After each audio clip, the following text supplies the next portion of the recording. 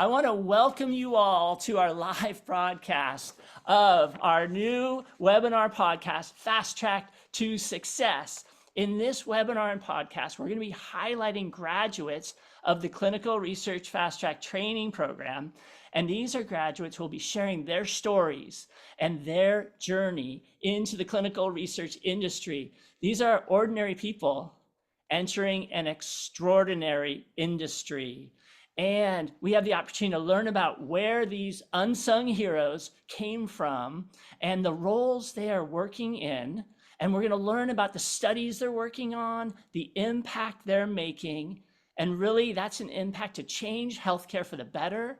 We are advancing medicine and we're helping improve the quality of patients' lives. Today, our special guest is the one and only Justin Brathwaite. Justin, thank you so much for being with us today. It's such a pleasure. And we also have with us the Director of Outreach and Engagement from Clinical Research Fastrack, Lauren Stockwell. Lauren, thank you so much for being here. Lauren is someone who works with all of our students and she helps connect them to the industry. Lauren, can you briefly introduce yourself? Tell everyone what you do. Of course, David, and thank you both so very much for having me here this evening. I'm so excited to celebrate you, Justin, this afternoon, evening, good deep into the night, and really make sure that we're highlighting such a great story of success. As David said, I am our Director of Outreach and Engagement, which essentially means that I get to help connect each and every single one of our graduates to our big, beautiful industry. I get to be that person that is a hub with a bunch of little spokes off of it. Been with the organization going on 5 years now and absolutely loved working with people just like Justin every single time. And Lauren's going to be going to a conference next week where she's meeting with leaders in the field, where she is introducing our students, sending resumes and talking up our graduates to the leaders at that conference at CRS West. She was recently in Atlanta at a conference in Florida, and she's been traveling around the country really making connections with other members of our team. Lauren, thank you so much for all you do. My name, everyone, is David Silberman. I'm the co-founder and CEO at Clinical Research Fastrack. I want to welcome you all. And now is the moment where we get to meet our special guest. His name is Justin Brathwaite. Justin was a student in our class back in April of 2021. Currently, he has a title, and I'm going to read it off. I read this on LinkedIn: Site Readiness and Regulatory Senior Startup Specialist, and he'll tell us what that means. And he works for a company called Fortrea. Fortrea is one of the largest CROs, and it's a leading CRO globally, not just in the United States, but around the world. I do want to present this disclaimer, though. The thoughts, the opinions, the comments of Justin are his own. They are not representative of the company Fortrea. He is here speaking for himself and, of course, about this industry that we all love. Justin, I'm just going to kick things off with something really fun, okay? I've heard this several times, and I want to hear it from you. I heard that you were a nominee for the Pharma Times Clinical Researcher of the Year. Is that the case? Oh, yes, Dan, that's true. So it was such a great experience, and I will get into that a little bit today with everyone. But I just want to thank Dan and Lauren for just such the great, just heartfelt introduction. And yeah, I'm excited to share just my journey with all of you tonight. But just to kick it off about the Pharma Times competition, it was so it's basically you have to write an essay. If that essay is reviewed by a panel of industry experts, and if your essay is selected as one of the finalists, the companies will fly you out to Raleigh, North Carolina, to compete with other companies. I like to tell people it's a combination of the Oscars and the Olympics. So there's prizes at the end, but there's a whole day of brutal case competitions, but it's really a phenomenal experience. Mm-hmm. Wait, okay, but did you win? Did you win? I did not win, so that's why I'm going back again, hopefully this year.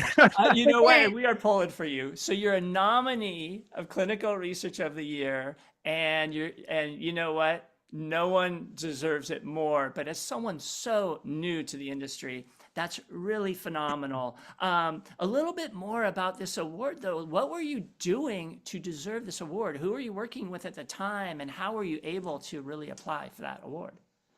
Well, it was basically happenstance. I mean, I was looking online for like clinical research competitions. And that's another thing I wanted to get into a little bit later is like I'm always trying to look for opportunities at my company or outside of my company to kind of just put myself out there. And I will always recommend everyone to do that because you never know who you might meet.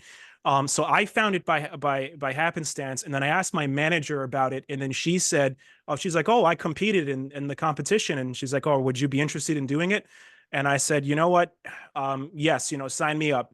I had a couple of colleagues. I asked around. Most people said no, but one my colleagues said yes, two of them, and then we wrote an essay together.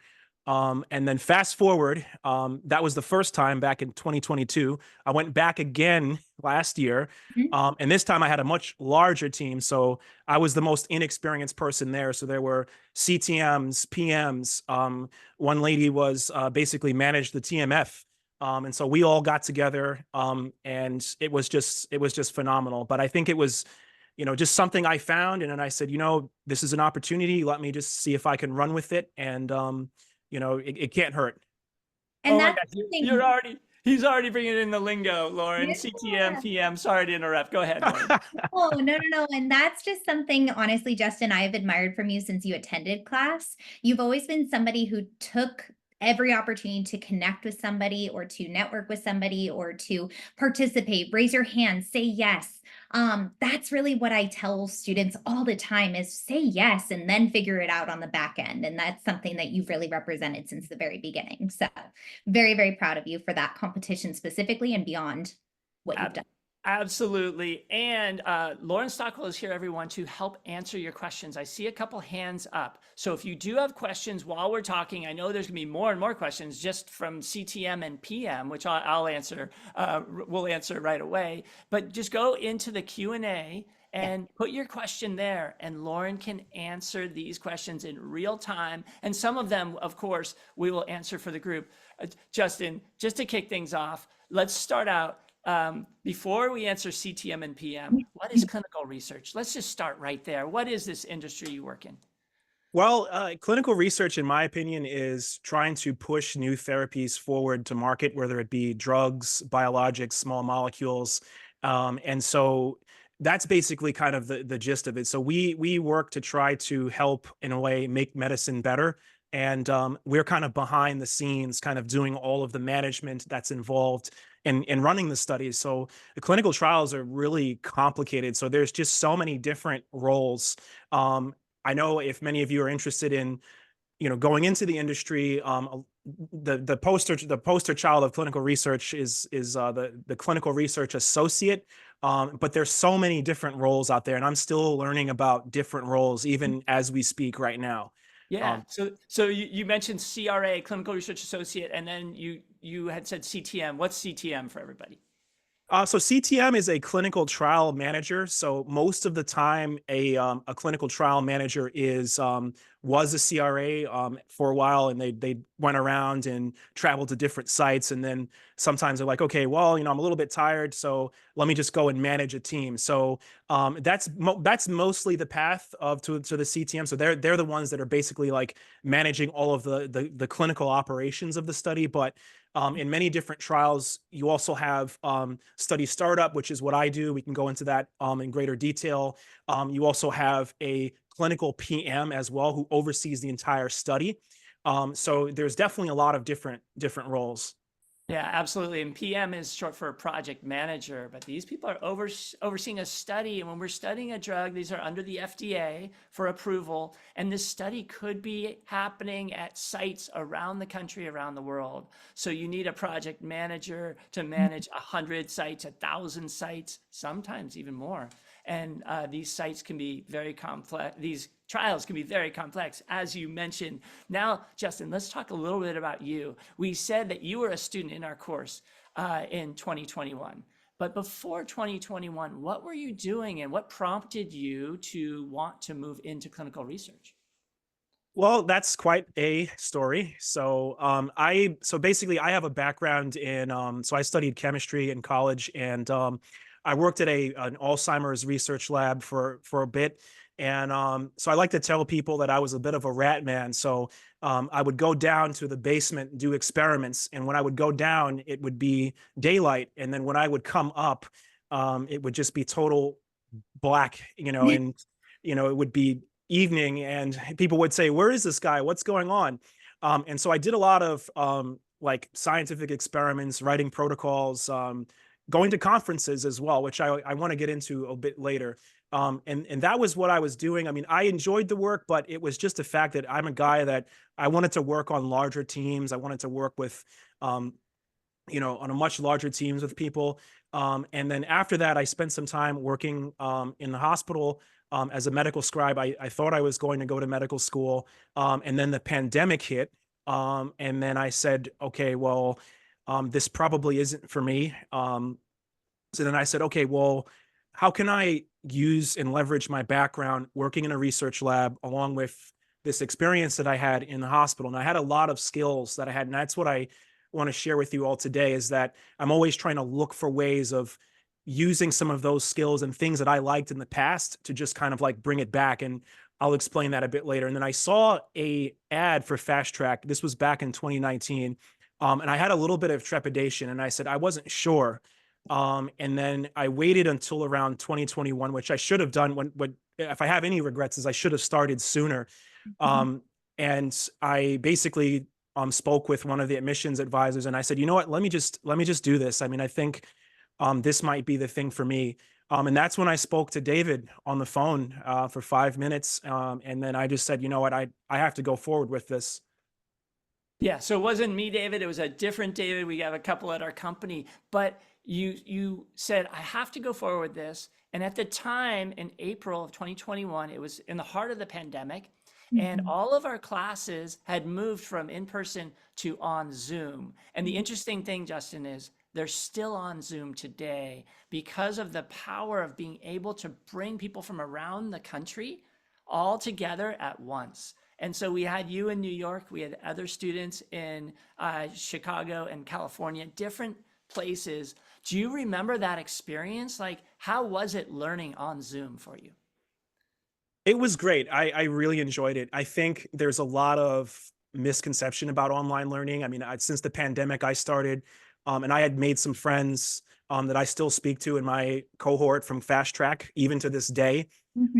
I think it was really, it was intense. It was intense, but I really enjoyed the energy of the instructors, and just kind of going through the assignments. And the instructors really just brought their experiences. They brought everything to life. So it wasn't like they were just reading off of slides. So that's what I really enjoyed. And also kind of trying to get that 5-minute pitch of, who I am, my elevator pitch, getting that in. So I really enjoyed the class. That's great. Now you took the class, and right after the class, we do have a career support group, and we helped you a little bit with resume. But what happened after the class? Where did you end up? How long did it take you to find work, and what was that process like for you? So basically, I was assigned a mentor. So I was working with Lauren Berlina Chang. So she helped me with my resume. Which was, it was, I was also had to do like a video. So we had to make like a video, but by the time I had gotten around to doing it, I had already had a couple of offers. It was kind of in the midst of the pandemic. And I was talking with Lauren, and I said, how do I kind of differentiate myself? And she was saying, well, you can add every clinical research professional, on LinkedIn, start posting. So I just started posting a lot of articles about my experiences in clinical research so far, what I've learned in the class, how I can be of an asset. And then I kind of leveraged Lauren's support, and I got a LinkedIn message from a recruiter, and then I met with them, and then the rest was history. Yeah, and you started out at a company, was it actually what company was it that you went to first right out of Fast Track? So it was so it's the same company, Okay. but they've had quite a Oh, few cool. name changes in the short period of time. So it was called Covance LabCorp. So that was when I was brought on, and then it was so basically LabCorp had bought Covance, and LabCorp said, okay, we're gonna incorporate this as part of LabCorp, so it became LabCorp Drug Development, and then we're like, okay, we're spinning it out again, and now it's Fortrea. So so basically a lot of different changes, but at the time it was Covance. Okay, so you've been at that company, and what was the role that you first got hired into? Was it the same as you are now, or have you been promoted? How does that work? So basically, it was an interesting story about that because I was interviewing for a role called identification specialist. So this is basically the person that during the very beginning of a clinical trial, we have to they want like they have a team of people that go out to and call sites and PIs to gauge their interest as to whether they want to participate in the study. So that was the role they had interviewed me for. And then during the interview, I told the hiring manager about how I had experience with regulatory documents, and I learned all these things in Fast Track, and I knew a little bit about FDA regulations. So then she said, hold on, so we're not going to hire you for this position, but we're going to hire you as a position on our startup team as a startup associate. And so I had to do some waiting because I had another offer, but it was for like a clinical data management role. But one of the things that stood out was that she said, well, you'd be working with people from around the world, within the country. And that was one of the things that I kind of stuck with me. So I said, you know what, maybe let me just wait for this role. At first it was nerve wracking because I didn't know if they were going to rescind the offer, if they were going to move forward with another candidate. But then a couple weeks in, they said, we're moving forward, and they sent me the paperwork, and that was that. That's crazy. Fantastic. And you did learn a lot. You said in the Fast Track class, I want to share a slide with you, and I want to see if you remember this moment. Have you seen this before? I And remember that. who is that guy down there? Oh, Do you that guy, that's me. That's There me. you are. Digging There in the you are. archive. Look, Lauren, there were you back in the day. Back in the day. We dug up this photo I had to just for dig you, it. Justin. And after this podcast, we're going to share it with you. We took a picture back then.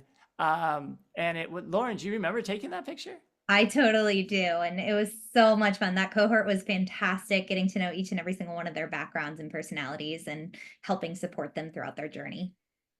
Yeah. And now these are people that when you go to conferences, you might run into. You mentioned you wanted to talk a little bit about conferences. Lauren goes to a lot of conferences. Have you been to some conferences as well, Justin? What did you want to share about that? Yeah. So what I wanted to share about that was that going to conferences was something that I liked working in the research lab. And that's one of the things I would say to everybody on this call tonight is really just look into your past and see what experiences you liked, what experiences you didn't like, and see if there is a way that you can kind of weave those into your career as you move forward. And so I really liked going to conferences, and so I went to Florence Healthcare's conference a couple times. I'm not going to brag, but I was on a game show, a clinical research game show. Um, But did you win? yeah, that I won, but it wasn't me. It wasn't me. It was the other sponsor. It was sponsors and CROs versus sites. Yeah. And so, yeah, so I had an opportunity to meet a lot of really interesting people, site directors. Some of these people were hiring. And so you just never know. And I think that sometimes I've seen people show up multiple times at different conferences. So it really is a small world when you just run into people. Yeah. Even when you see them on LinkedIn, you're like, oh, I know that you on LinkedIn. And, I know. I so always walk up. I'm like, I know your face, and I've stalked you before, and right now we're real friends, and we're people with, or friends in person. Something that like triggered something that you said was find what you like and find what you like a little less, and kind of lean more into what you like. And I feel like that's such a good piece of advice for everybody on the line right here, right? Figure out what you don't like about what you're currently doing, and also what you really like, and how you can kind of incorporate that into a future career and what that future career looks like. That's literally what I did with Fast Track. We found David had the good eye to understand that I loved when I would send a resume to a site or an organization or somebody, and they would end up hiring that particular person. He saw the joy in my heart. He saw how excited I got. He saw how I would like scream and shout and get so excited. And so he cultivated this position specifically to cater to that. So that way I was able to feed more into that and do more of that, and actually do that as my full-time job, which I just love. Absolutely. And when you do what you love and you're passionate about, then it doesn't feel like work. It's just you work harder, you wake up earlier, you go to bed, and you've put in a great day. Justin, you're in study startup and site readiness. And so what kind of studies are you starting up, and what does that look like? Yeah, so I know my position is a mouthful. It's quite long, but basically, when we have clinical trials that come in, the study startup is one of the first phases of a clinical trial. So we basically have to get research sites up and running under a specific timeline. And so that's the basis of study startup. And there are 3 specific milestones we have to meet. One is that we need to have IRB approval at sites, a contract between the site and the sponsor in place, and all of the regulatory documents. And so it's a really incredibly fast-paced environment, because there's a lot of pressure from the sponsors to really get these studies started as quickly as possible. So it's the reason why I like this role is because it's really versatile. So you could be reviewing an ICF, you can be on a phone with a PI or a site, informed consent, spewing out terminology here, but just the sheer diversity of tasks that you have to do makes the role really interesting. And then also you have to meet those deadlines. And so a lot of the studies that we work on, most of them are oncology studies. I have done a few studies within cardiology, neurology as well. But a lot of the studies that are coming in are oncology studies. And when you say you have to get the site ready, when you talk about a site, is this like a research hospital, like a Memorial Sloan Kettering or a UCSF? I mean, I don't know if you can give specific names of who you work with, but what are examples of sites that are doing research? Yeah, so I think that there's a wide variety of different sites. So I've worked with academic medical institutions like Memorial Sloan Kettering, Dana-Farber Cancer Institute, UCSF, a lot of research centers in California. But what I've also worked with is a lot of smaller sites. Sometimes I've worked with independent sites, site networks, which are like groups of different sites. So there's a wide variety of different types of sites that we work with. Yeah, so these are hospitals and doctors' offices, and the 3 things you're doing to get them ready with regulatory, with IRB, with contract, like these are all things we learn about in class. And if you don't have that background on what are the regulatory documents and what do these contracts look like, and how that someone thinks they may know about research, but you need a little bit more training and support to get you to that place where you can jump in. And it was probably a steep learning curve even after taking our course and getting hired. Is that correct? What was the onboarding like for you? Well, the first thing back when it was Covance, like 3 years ago, it was they assigned us a ton of SOPs to read. And even for someone like me, is like I love to read. It was tough just absorbing all of those things. And I think the one thing was that, especially when you're in study startup and you're placed onto a study, there's just this perception that, okay, you have to go. It's like you're put on a conveyor belt and you have to just learn this stuff as you go. And I was very fortunate that apart from my knowledge from Fast Track, I also had a really compassionate mentor who was also assigned to the same study. So she was in the position that I was in right now. She's a project manager now, and she really kind of guided me through some of these nuances. And then after a couple of months, I mean, I had basically leveraged my knowledge from Fast Track and really, really worked hard to understand what I was doing. And I think in 3 months, I was competent to kind of work on my own. Um, Yeah, so there is a lot of onboarding. There's a lot to learn even once you get out of our program. But the beauty is you're constantly learning. And this is a profession where people who love to learn are in the best place because there's always new trials, new protocols, and new ways to advance medicine. I'm curious, after being in the industry now for almost 3 years, is that right? 3 years? yep. Tell us a highlight. What is something that you love that, other than being nominated to Clinical Researcher of the Year, but what is something on the job about the job that you love that just keeps you going every day? I think it's like the people, it's really the people, the relationships that I've built, and definitely kind of starting to get together a team and really just seeing the power of a team and like what it can do if you've got people that are motivated and intentional. And I'll give you an example. So one of my teams that we were on for Pharma Times, we decided to say, hey, let's take our essay on barriers to clinical trial enrollment. Let's submit it to ACRP and see what happens. So then we get a message from the editor, and the editor says, wow, this is great. Not only are we going to publish this, we're going to use this as study material for individuals who want to recertify and continue their education. So, and I attribute that to like the team, like we all work together on this. So I think the highlight is just you work with these amazing, smart people, and just leveraging them to really kind of get things done, and then seeing the impact of that. I mean, I think that's the thing that really that has kind of stuck out to me.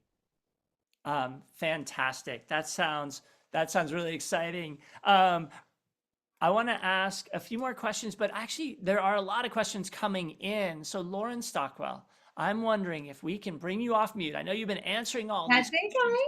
Can you share with us some of these questions you're seeing that Yeah. the rest of the audience may be interested in as well, and we can try to answer them? Yeah, absolutely. One of the most interesting ones that I'm curious comes from Isbel, and I'm so sorry if I mispronounce names. Isbel, is there a phase that you prefer working in? I thought that that was a really interesting question. And can you also, Justin, as you answer the question, kind of explain how the phases work of clinical research, just so that way the whole audience understands? Yeah, sure. I think for the most part, it's so basically, and how it's set up here is that we will usually get specifics, whatever studies that come in. Most of the studies we get are in oncology. I've worked on phase 1 studies, phase 2, phase 3. So I'm just going to go over the phases. So phase 1 is just like one of the very beginnings of the trial. You're looking at safety, you're looking at efficacy. By the time you get to like phase 3, those are the bigger studies where they're getting ready for FDA approval. And then there's phase 4, which is if should the drug receive FDA approval.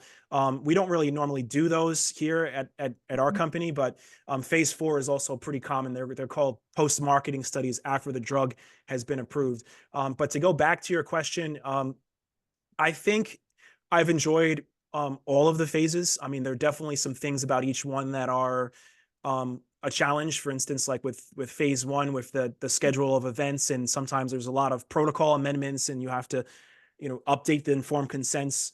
But I would say I think there's a lot of different versatility because every study that comes on, it's not like, okay, like one phase 1 study from this client or from AstraZeneca is going to be the same as a phase 1 study and a similar indication for Pfizer. So it's like every client is different and every study is different. So that's the one thing that kind of keeps you on your toes, is because it's not like there's like this one size fits approach.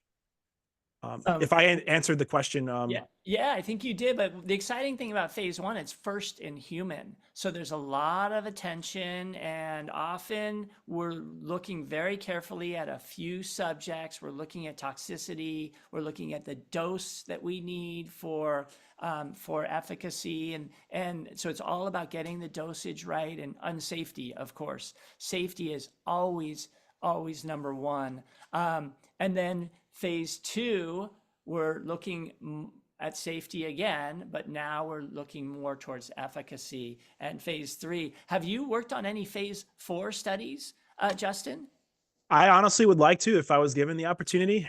Who knows? I might get a few. But I think it's been mainly just phases 1 to 3. Mm-hmm. Yeah. Yep. So phase four is post-market studies. And what that means is after a drug is approved, sometimes we want to do additional research now when a larger number of people are taking that drug to see what's happening. This is a great question from Osadeba. Osadeba, I apologize if I'm mispronouncing your name, but it's an exciting topic for me. And it's how has AI impacted the clinical research industry? Justin, do you have a sense of that? And I have some commentary as well, but I'd love to hear your take on it first. Yeah, so I think my team. So I'm going to Pharma Times again, and that's the topic about AI. Mm-hmm. I think that one of the things I've also seen is that AI, from our perspective, is probably going to be used to at least help reduce some of the burden at the sites. I mean, that's not my company's opinion. That's my like personal opinion based on like what I've read. Is I think, from my personal experience, that would be probably the best use of it to really reduce the burden for the sites so that we can kind of get the studies going faster. Again, there's a lot of people that have said that they want to use AI in protocol development, to design better protocols and faster protocols. I've also seen it used for there was a study that came out where they used AI to identify a novel drug target. So a lot of really fascinating uses for it.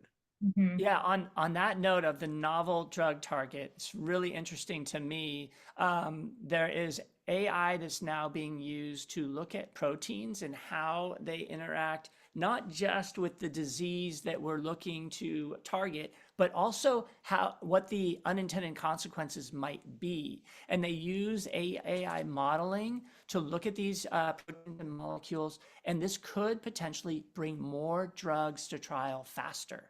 So what this can do is really build the pipeline in our industry. And Justin, if AI has that promise that we're expecting, you could get a lot busier real soon. I hope you're ready for Yeah. it. Yeah. Yeah, I think so too, because I read something somewhere where they were saying that I think it's only like 1 in 10 drug candidates get to post market.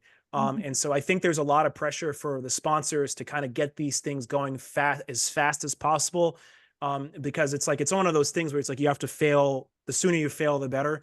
But I think that those technologies could kind of like speed things up a bit and actually improve the outcomes. For sure. Absolutely. All right, we're going back to you, Lauren. What are some other questions from the group? I really want to answer this one from Bola. You spoke about clinical trials. Where is the venue of those trials? Are they in laboratories? If so, who are your specimen or objects of study? And I think adding some clarity to that would be great. Because All right, Yeah. Justin, All right. who are we studying? All right, this is coming from the Rat Man. So I worked in a research lab. So just to put the story together is that some of these drugs, they are worked on in research labs and whatnot, but the point of clinical trials is not necessarily the laboratory aspect, but rather studying those drugs and how they work in human beings.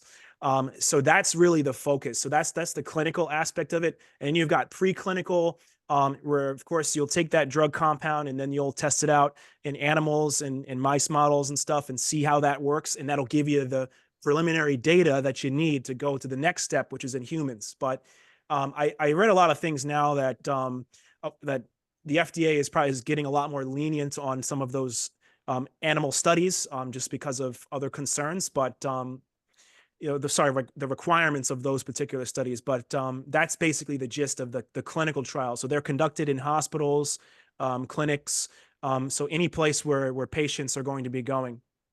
Right, doctor's offices. So really, clinical research is where the rubber meets the road. We're testing either a device, a drug, sometimes a surgery or a procedure in humans, and usually at the hospitals. Now, as we get into phases 2 and 3, some of these trials can be decentralized clinical trials, and that's a term that we've heard a lot of.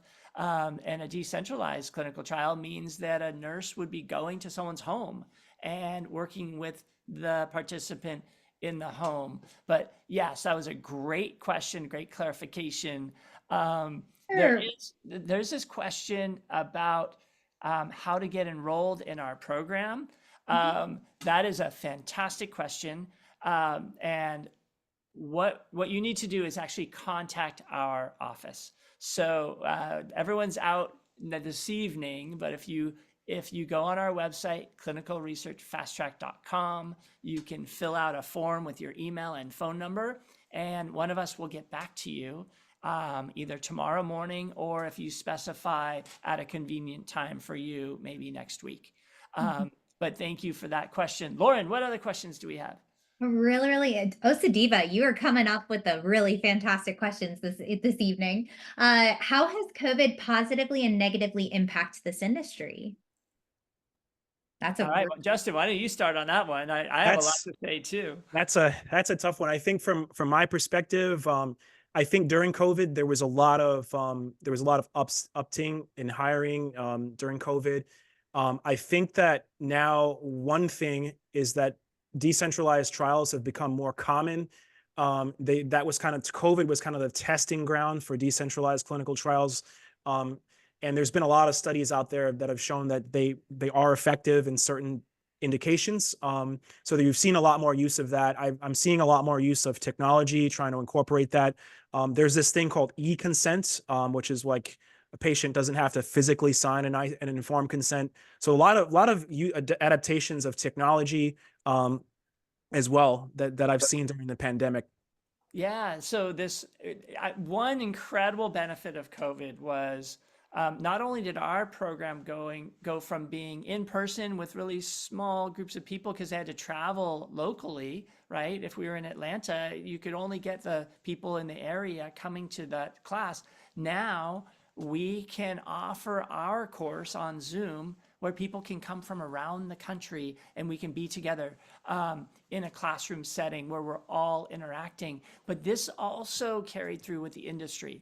So now we moved from paper. Like we were a little bit in paper before COVID. And then once COVID hit, we realized, you know what? We need to get everything in cloud-based systems. And you're probably seeing more and more of this. I'm going to use some lingo, Justin. Are you seeing e-reg, e-source, e-consent now? Yeah, I'm seeing a lot of it, and one particular company I'm seeing quite a lot of is Florence Healthcare. So I'm seeing a lot of sites are using their e-regulatory system. So a lot of times, like what sites will do is that they will store their regulatory documents on I'm not a tech person, but I assume it's like a cloud type platform that anyone can access.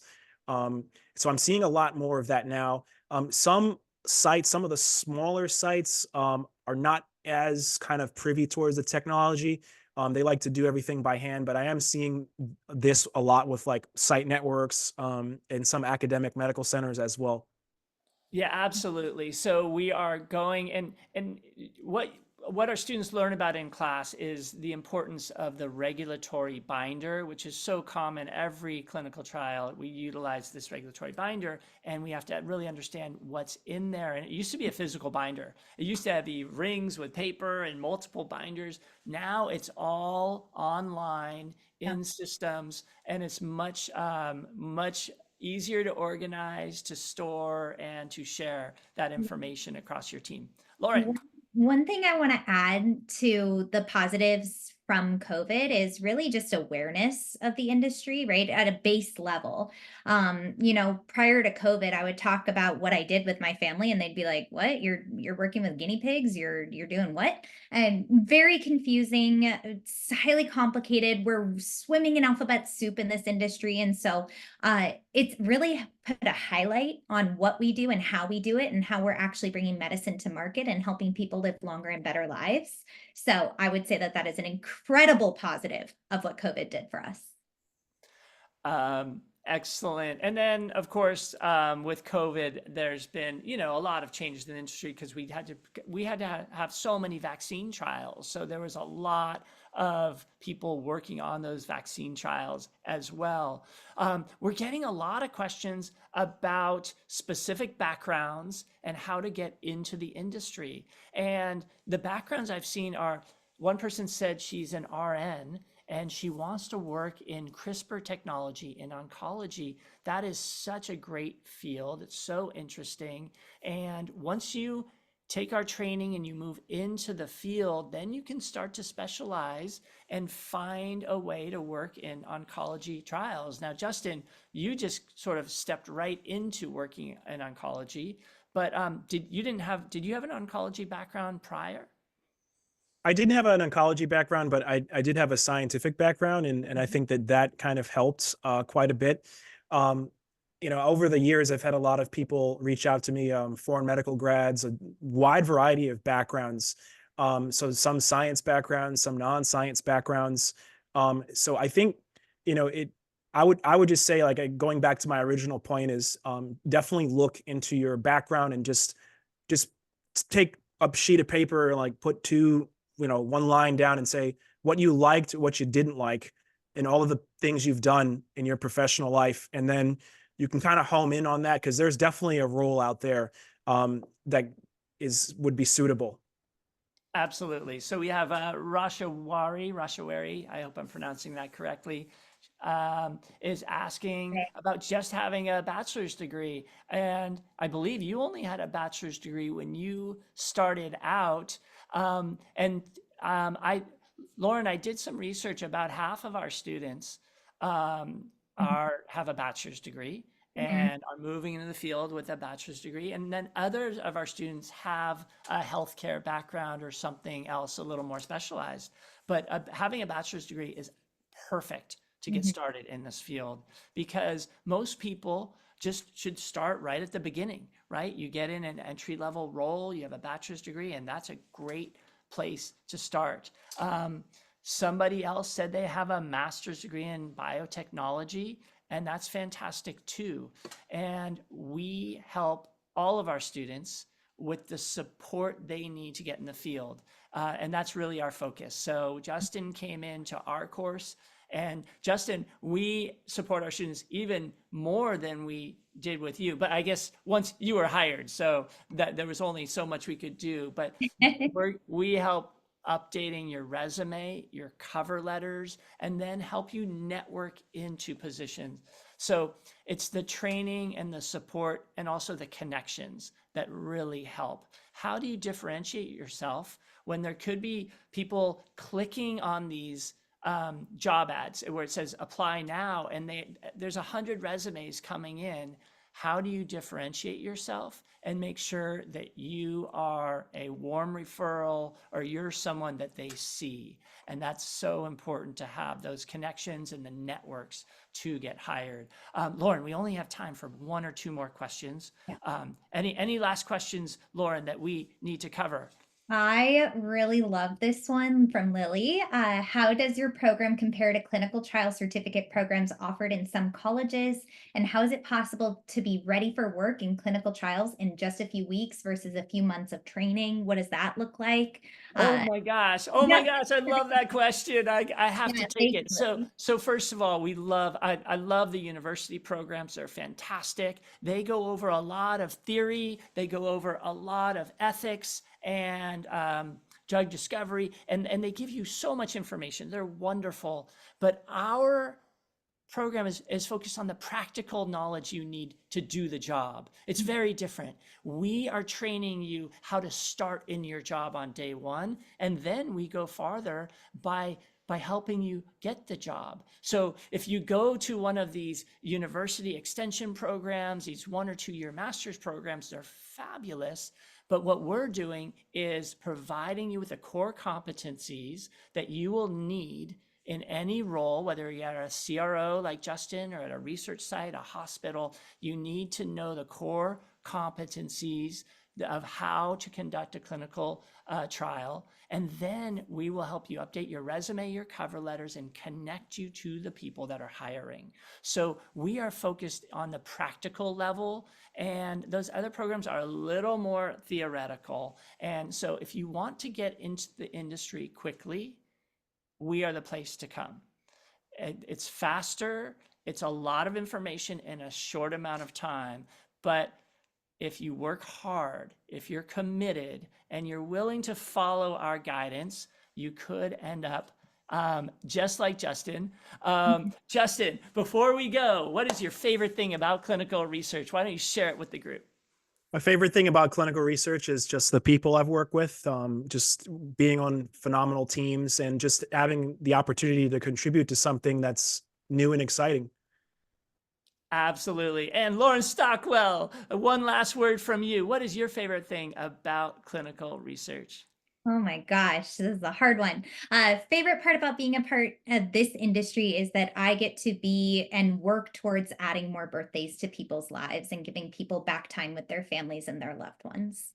Beautiful. And my favorite thing is working with all of you, our students in particular. It is a fabulous industry. We are so fortunate to have the opportunity to work in this industry. And we are out of time. We could be talking all night long, but I want to thank all of you who joined us today. Lauren Stockwell, thank you so much for answering all of those questions. Justin, thank you for all that you do in the industry, and thanks for putting your trust in us, because I know it's hard for people to make that decision. You said you heard about us in 2019, and then you finally took our course, but thank you for putting your trust in us, and it's been such a great career, and it's so great to talk to you today. Thank you so much, David. And thank you, Lauren. And thanks everyone for showing up tonight.